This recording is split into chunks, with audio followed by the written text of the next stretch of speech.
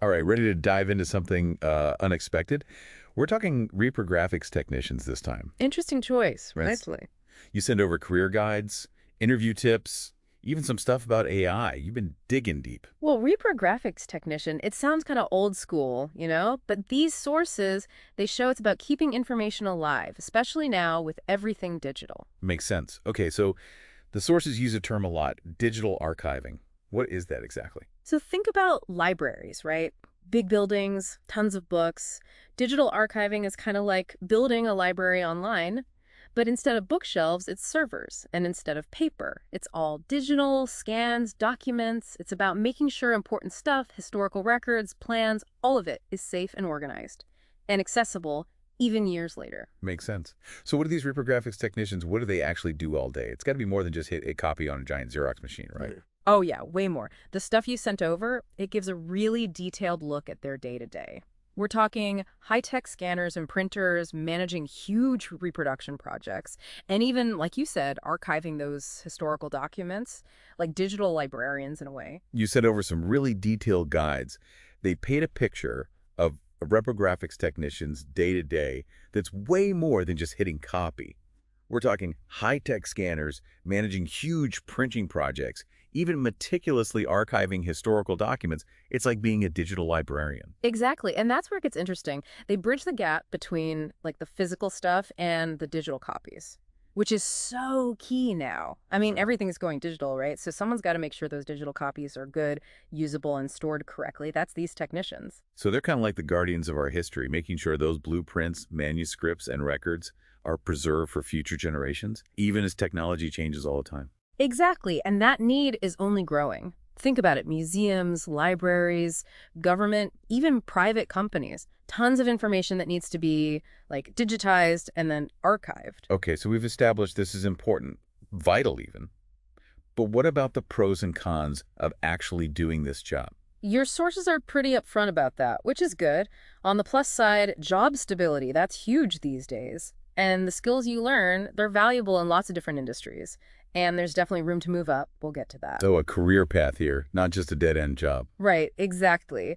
But like any job, there are downsides. The sources mention repetitive tasks, which, depends on your personality.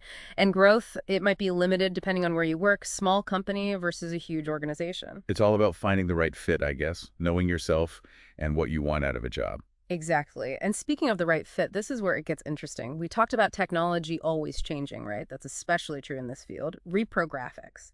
So we've established this field is more than just pushing buttons. Hmm. What are some of those must-have tech skills if you're thinking about this career? Your sources mention Adobe Photoshop and Illustrator a lot. Makes sense. And it's not just for graphic designers anymore either. Right, right. Think about it. A reprographics technician might need to clean up a scanned document, like a really old one. Remove stains, tears, all that. Photoshop's perfect for that. So they're like, what, digital restorers bringing these old documents back to life? Exactly. Or they might need to resize images, create layouts for printing, even convert files between different formats. That's where Illustrator comes in. These are becoming essential, really, for anyone working with digital images. It's wild how tech is changing even these, like, traditional fields, But those skills, like you said, they apply elsewhere, too. Even if someone's not going to be a reprographics technician, knowing those Adobe programs, that's useful for tons of jobs.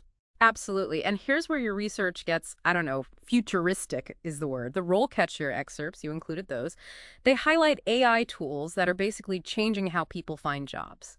AD, how companies hire. Imagine this. AI analyzing not just the job description, but your resume, too, to see if you're a good fit. Okay, that sounds, I don't know, cool and kind of creepy at the same time. Yeah. Like, is AI going to be the one deciding who gets hired now? It's a big question. And it's something people are definitely debating, yeah. But from what I see in these sources, AI is more like an assistant at this point. An assistant that can scan thousands of resumes in seconds. That's still pretty powerful. Oh, for sure. But think about it from the job seeker side for a second. These AI tools, they can take a job description and tell you exactly what skills you're missing or what you should highlight more on your resume. No more guessing what the hiring manager wants to see. So it's like having a personalized career coach who can tell you exactly what to improve to land that dream job almost. Exactly. And for employers, it helps them sort through like Mountains of applications. Find the candidates who are the closest match, skill-wise. It's all about making hiring more efficient. At least that's the idea. Okay, so we've talked skills, even how AI is playing a role. What about the actual career path, though? Your sources mention specific stages for a reprographics technician. What does that look like? Right, you're right. Your sources lay out a pretty clear progression from entry level all the way up to leadership roles.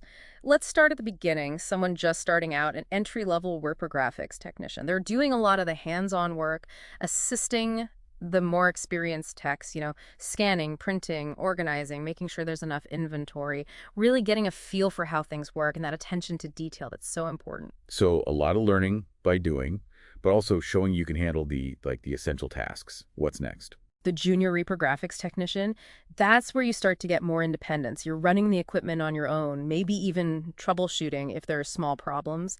It's about developing that, what's the word, that critical eye to make sure those reproductions are high quality. So you're not just following instructions anymore, you're starting to problem solve a bit more, make decisions. Exactly. And that leads to the experienced reprographics technician. This is where your expertise really matters. You might be mentoring those junior techs or even managing whole projects from start to finish. What kind of projects are we talking here? Give me an example. Sure. It could be digitizing a historical archive for like a university Hmm. or producing those really high quality prints of architectural plans for, a construction company.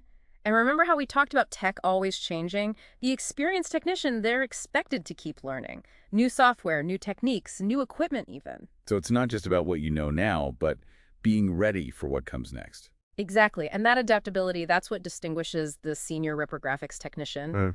The top level, as far as your sources mention, this is about leadership now. They're the go-to expert, setting standards for the team, managing clients, all of that. Wow, so there's a lot of room to grow in this field. It seems like the skills you build along the way, the technical stuff, the problem solving, even just being detail-oriented, those are valuable anywhere, really. Absolutely. And here's something else to think about.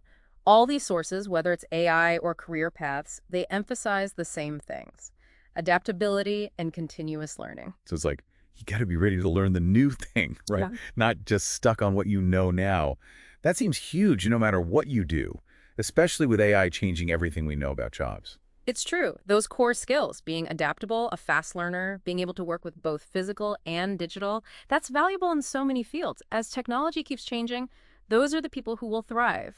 The job titles might change, but those skills, they're always going to be useful. It's funny, we started talking about one specific job, Reprographics Technician, but this is making me think about the future of work in general. That's what's so great about these deep dives. It's not just about one career, it's about uncovering those bigger trends, those skills that matter across the board. And here, it's adaptability, continuous learning. Those are becoming absolutely essential. It's almost like we're going back to basics in a way.